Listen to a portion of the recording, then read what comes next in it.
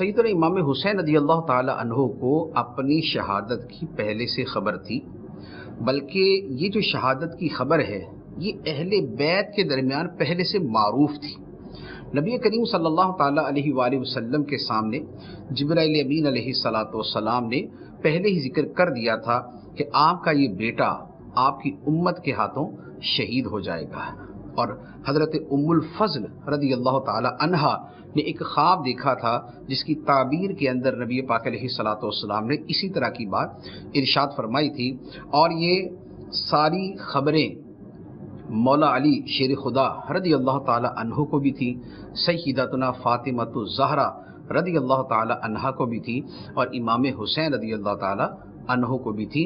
खुद वाक़या करबला के अंदर वो रिवायात मौजूद हैं कि जिससे पता चलता है कि जब उस मैदान पे पहुँचे तो वहाँ पर फरमाया गया कि यही वो जगह है जिसकी खबर दी गई थी, जिसका वादा किया गया था।